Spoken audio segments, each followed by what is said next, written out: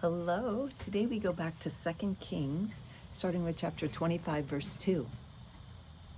By the 9th day of the 4th month, the famine in the city had become so severe that there was no food for the people to eat. And on the 9th day of the 4th month of Zedekiah's 11th year, the city wall was broken through.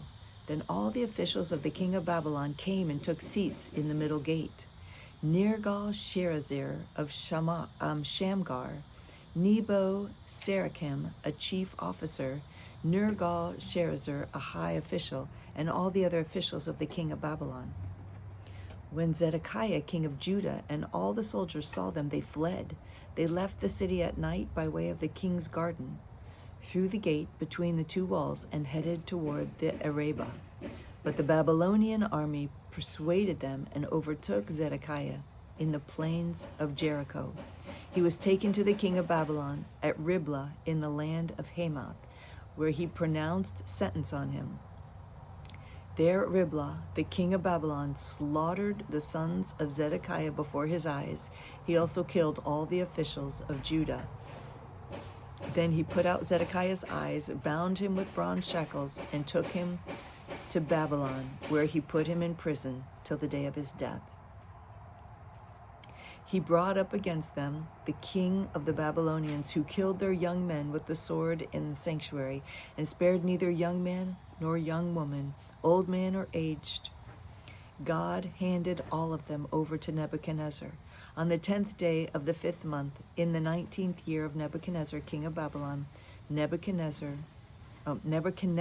commander of the imperial guard who served the king of Babylon, came to Jerusalem. He set fire to the temple of the Lord, the royal palace, and all the houses of Jerusalem.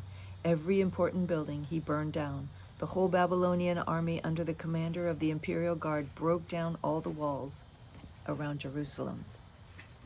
The commander of the guard took as prisoners Sariah the chief priest, Zephaniah the priest next in rank, and the 3 doorkeepers. Of those still in the city, he took the officer in charge of the fighting men and 7 royal advisors.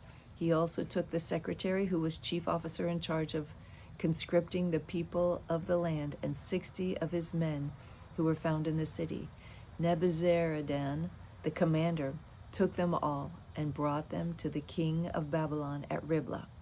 There at Riblah, in the land of Hamath, the king had them executed. The Babylonians broke up the bronze pillars, the movable stands, and the bronze sea that were at the temple of the Lord, and they carried all the bronze to Babylon.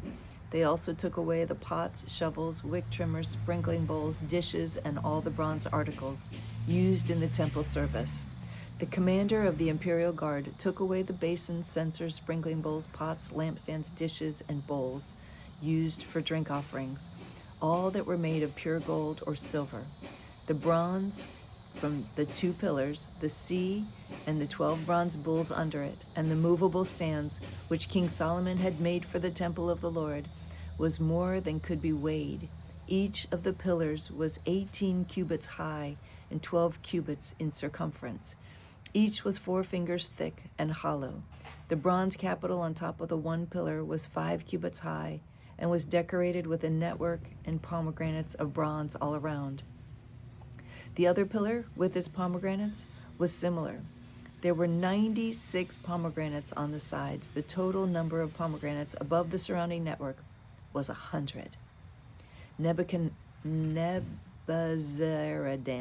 the commander of the guard, carried into exile some of the poorest people and those who remained in the city, along with the rest of the craftsmen and those who had gone over to the king of Babylon. But Nebuzaradan, the commander of the guard, left behind in the land of Judah some of the poor people who owned nothing, and at that time he gave them vineyards and fields. So Judah went into captivity, away from her land.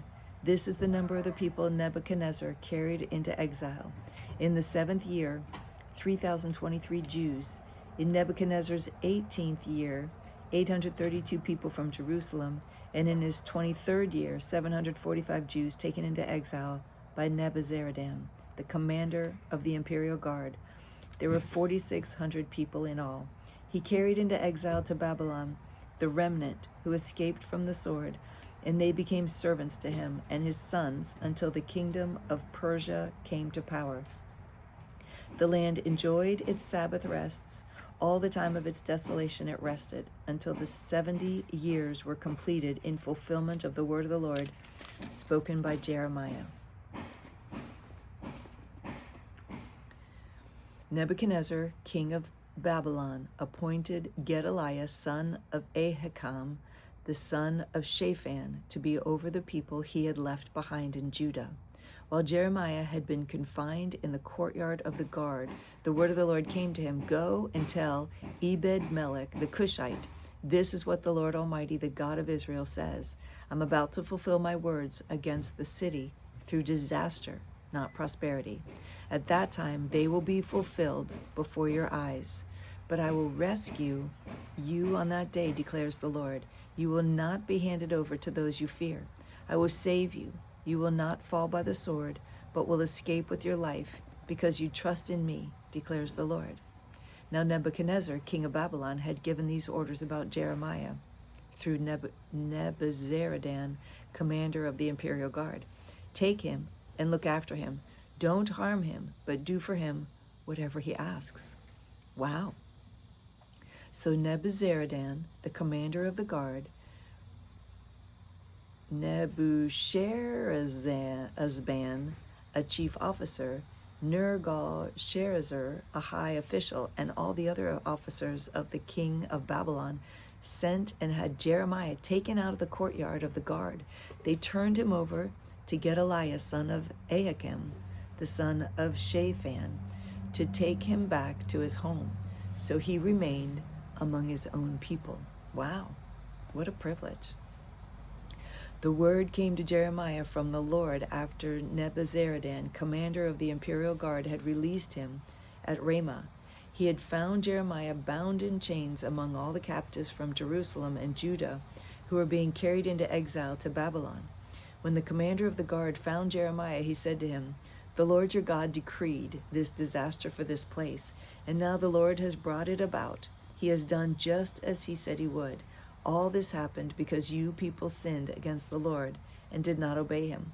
But today I'm freeing you from the chains on your wrists. Come with me to Babylon, if you like, and I will look after you. But if you do not want to, then don't come. Look, the whole country lies before you. Go wherever you please." However, before Jeremiah turned to go, Nebuzaradan added, "Go back to Gedaliah, son of Ahikam, the son of Shaphan, whom the king of Babylon has appointed over the towns of Judah, and live with him among the people, or go anywhere else you please." Then the commander gave him provisions and a present and let him go. Wow. Wow. That's a miracle right there. So Jeremiah went to Gedaliah, son of Ahikam, at Mizpah, and stayed with him among the people who were left behind in the land. Wow. That's pretty cool. He was just in chains, going into captivity, and was just sought out by name and released because of whose he is. I love that. And that's the same favor of God that's on you. It's the same favor of God that's on you. You'll be pulled out of trouble. You'll be pulled out of hardship and set free because of whose you are. You are the child of the Most High God. And you are the one that he puts his favor and blessing on. So receive his favor and blessing today. Thank you for joining me. I love you so much. I look forward to reading with you again tomorrow. Bye.